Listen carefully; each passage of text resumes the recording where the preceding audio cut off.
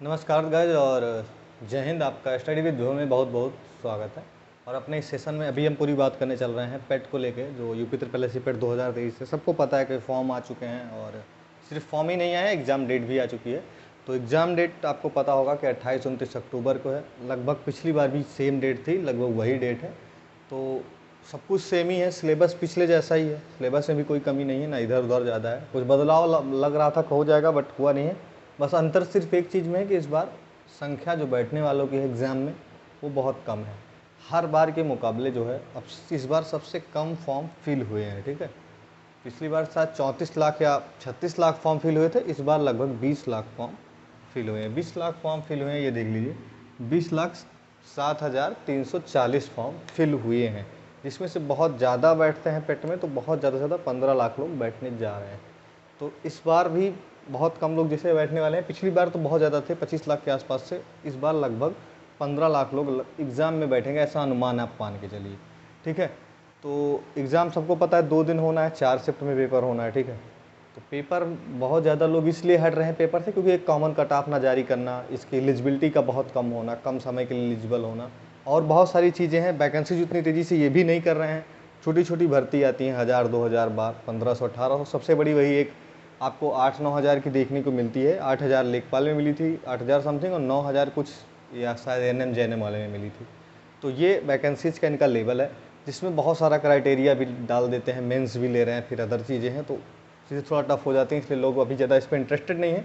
बाकी लेकिन जो लोगों ने फॉर्म नहीं डाला वो बाद में बहुत पछताने वाले हैं, क्योंकि वैकेंसीज लगभग इतनी वैकेंसी अभी दिख रही हैं, जो पेपर्स के माध्यम से एक दैनिक भास्कर की कटिंग आपको मैं दे सकता हूँ, खुद की न्यूज़ नहीं है, सब दैनिक भास्कर का ये न्यूज़ है कि लगभग 8 भर्ती आपको इस वैकेंसी पेट पे देखने को मिलने वाली है। और वैसे भी इनका जो औसत है पेट पे, लगभग 8 से 10 हज़ार भर्ती पेट पे औसत बना के रखा है कि 10 हज़ार लगभग देना है हर पेट पे।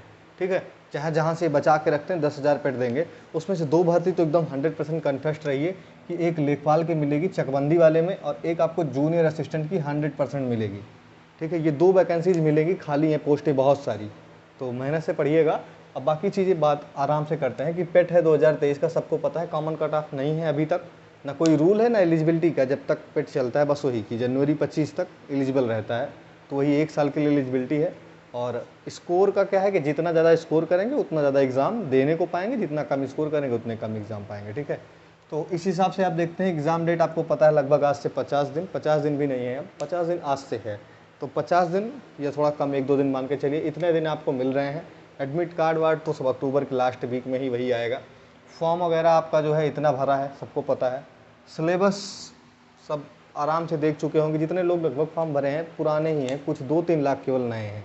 सिलेबस देख लीजिए, एक ही जगह आदमी को गलती ये होती है या आदमी को प्रॉब्लम आ रही है, या जो भी समझ लीजिए कि अभ्यर्थी को कहीं प्रॉब्लम है, तो सिर्फ और सिर्फ इनके डीआई से प्रॉब्लम आ रही है, किसी को और कहीं कोई प्रॉब्लम नहीं। जितना मैंने देखा, जितना मैंने सीखा, मेरे साथ के जो 2-3 मेरे दोस्त वगैरह लड़के, सबको कहीं भी दिक्कत आती है तो डीआई घुमा फिरा के वो कहते हैं कि डीआई ही नहीं हो रही है, बाकी सारी चीज़ें हो रही हैं। तो डीआई 25 नंबर का, लगभग 20 से 25 नंबर का डीआई और मैथ मिला के जाता है। ठीक है, 2 डीआई आपको रीजनिंग के बेस पे आती है, 2 डीआई मैथ के बेस पे आती है, और 5 मैथ आता है, 5 उधर रीजनिंग आता है। तो लगभग 30 नंबर जो है न्यूमेरल एबिलिटी का है।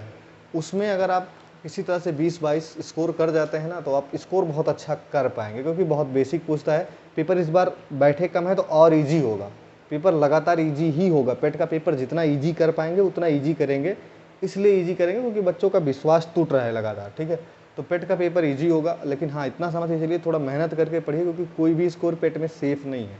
ठीक, अब सिलेबस आपको मैं बता दे रहा हूँ। देखिए, हिंदी में सिलेबस इसका आपको मैं पहले बताता हूँ कि हिंदी में क्या आता है। हिंदी में इसमें 2 गद्यांश अलग से देखने को मिलते हैं, और एक 5 नंबर की हिंदी नॉर्मल आपको वर्ड पावर की देखने को मिलती है। वर्ड पावर का मतलब जैसे कि विलोम, शब्दार्थ, विलोम वगैरह, पर्यायवाची वगैरह, और एक शब्द वगैरह, संधि वगैरह, ऐसे देखने को मिलते हैं। इंग्लिश में आपको 5 नंबर का एक इंग्लिश का आपको पैसेज देखने को मिलता है। ठीक है, ये हो गया इतना। उसके बाद मैं आपको बताता हूँ, सबसे ज़्यादा कोई पोर्शन होता है तो वो होता है स्टैटिक जीके का। स्टैटिक जीके लगभग 10 नंबर का, जिसमें आपको करंट अफेयर आप लगभग मान के चलिए 5 से 10 नंबर का करंट अफेयर भी रहता है, 5 एक एवरेज आप मान के चलिए।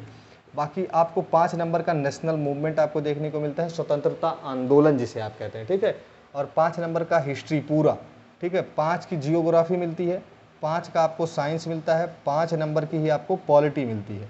ठीक है, इतना तो नॉर्मल आपको पता होना चाहिए। उसके बाद मैथ आपको बता ही दिए थे कि मैथ जो है 5 नंबर का एक और 10 नंबर का एक डाटा, रीजनिंग 5 नंबर का एक और 10 नंबर का 2 डाटा, ऐसा आप मान के चल सकते हैं। 5 नंबर का रीजनिंग का मतलब होता है कुछ कैलेंडर वगैरह 5 ठो पूछेगा और 2 ठो आपको ग्राफ वगैरह में पूछेगा। सेम मैथ में 5 में पूछेगा आपको नंबर सिस्टम और लाभ हानि और थोड़ा परसेंटेज पूछता है, और उसके बाद में जो है 2 ठो डाटा आपसे पूछता है जिसमें औसत वगैरह यही सब निकलवाता है। ठीक है, ये हो जाता है। बाकी कुछ बच रहा है, करंट अफेयर हो ही गया, मैथ हो गया, रीजनिंग हो गया, हिंदी हो गया, और इसमें आपको क्या हो गया था, इंग्लिश हो गया था। देखिए इतना ही सिलेबस है, मोटा मोटा तो यही है कि basic polity, history, geography, economics भी आती है 5 नंबर की।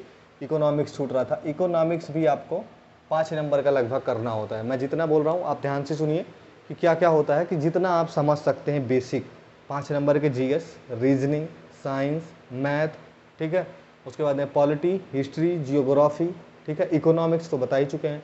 उसके बाद हिंदी आप ले लीजिए, इंग्लिश ले लीजिए, मैथ ले लीजिए, रीजनिंग ले लीजिए। मतलब जो बेसिक सब्जेक्ट आप कहीं भी देखते हैं एग्जाम्स में, उनका बिल्कुल बेसिक तैयार रखिए। और सबसे अच्छी बात है, सिलेबस से आउट नहीं जाता। मैंने एक रिव्यू भी किया है, आप देख सकते हैं चैनल पे, सिलेबस से आउट इन्होंने क्वेश्चन नहीं डाला। अगर आप ए सीरीज उठा के देखेंगे किसी भी एग्जाम का, इनके पेट का ए सीरीज देखेंगे, तो जैसे 10 क्वेश्चन मैथ का खत्म हो रहा है, उसकी जस्ट नीचे 5 पॉलिटी, फिर उसके जस्ट नीचे 5 जियोग्राफी, फिर उसके थोड़ा नीचे आप देखेंगे तो 5 साइंस।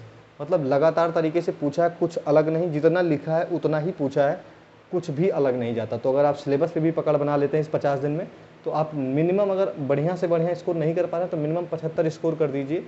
ज़्यादातर आप बड़े बड़े एग्जाम्स में, जैसे आप लेखपाल हो गया, जूनियर असिस्टेंट हो गया, एजीटीओ में तो 0 पे बैठने को पाएंगे। एजीटीओ में तो आप खाली 0 ले आइए, बैठने को पा जाएंगे। एएनएम जेएनएम में आप 0 मार्क रहिए, खाली पेट में पार्टिसिपेट करिए, आप आ जाएंगे। सम्मिलित तकनीशियन 1 एसआई 1 दरोगा या 1 निरीक्षक 1 वगैरह का, इसका भी आएगा। और गन्ना पर्यवेक्षक की वैकेंसी आने वाली, गन्ना पर्यवेक्षक में भी अगर कुछ स्पेशल नहीं रहा तो कट ऑफ थोड़ा ज़्यादा जाएगी। और एक आता है अकाउंटेंट का और ऑडिटर वगैरह का, उसमें भी थोड़ा स्पेसिफिक अगर नहीं रहा तो ज़्यादा जाएगी। ऑडिटर और उसमें स्पेसिफिक का मतलब होता है कभी बीकॉम वगैरह का स्पेसिफिक मांगता है तो कट ऑफ गिर जाएगी, जो कि एक भर्ती चल भी रही है, 200 कुछ पोस्ट है अभी प्रचलन में है। तो बस इसका कहने का मेरे मतलब इतना ही है कि 8 7 8 दिखते हैं, 10 12 आ जाते हैं। ठीक है, ड्राइवर वगैरह की जो पोस्ट होती है वो भी आ जाएंगी। एक अभी आ गई है उसमें आईटी डिपार्टमेंट में, जो है आपको कांस्टेबल की भर्ती आ गई थी। ठीक है, आमीन वगैरह की भर्ती बीच में आ जाती है। तो कुछ भी भर्ती अगर उत्तर प्रदेश में ग्रुप सी की होगी तो यहाँ से आ जाएगी। तो आप पार्टिसिपेट जरूर करिए, थोड़ा अच्छा स्कोर करने का प्रयास करिए, क्योंकि जिसमें स्पेशल नहीं होगा नंबर बहुत ज़्यादा मांग लेता है, 70 72 75 64 यही सब जाता है। ठीक है, तो मेरे हिसाब से आपको बस इतना बताना था कि स्कोर जो है आप थोड़ा बूस्ट करिएगा। कहाँ से दिक्कत होती है ये भी बता रहा हूँ साफ साफ, कि सबको दिक्कत आती है डाटा पे। अगर डाटा ठीक ठाक प्रैक्टिस करके जाते हैं, इस बार डाटा इजी होगा, क्योंकि लोग पेपर छोड़ रहे हैं तो डाटा थोड़ा इजी होगा। तो थोड़ा अच्छे से प्रैक्टिस करके जाइए, किसी भी चैनल से उठा के डाटा के प्रैक्टिस कर लीजिए। डीआई अच्छा करिए, स्टैटिक अच्छा करिए, और बेसिक थोड़ा सा जीएस अच्छा करके चले जाइए। पेपर अच्छे से देंगे तो 70 75 आपका स्कोर हो जाएगा। ठीक है, तो डीआई अगर फोकस कर लीजिए, बहुत लोग कहेंगे छोड़ दो, लेकिन छोड़िए नहीं, थोड़ा पढ़िए। अगर 20 में से आप, मैं कह रहा हूँ 20 डीआई आ रहा है, अगर 3 डीआई आप बना लेंगे, एक डीआई टफ रहती है, 3 बना लेंगे, नहीं हम कह रहे हैं 12 13 बना लेंगे, तो आप बहुत अच्छा कर जाएंगे। ठीक है, बाकी देखते रहिए, अगर कोई भी ऑथेंटिक न्यूज़ निकल के आती है तो आपको ज़रूर दी जाएगी। और बाकी पढ़ते रहिए, धन्यवाद।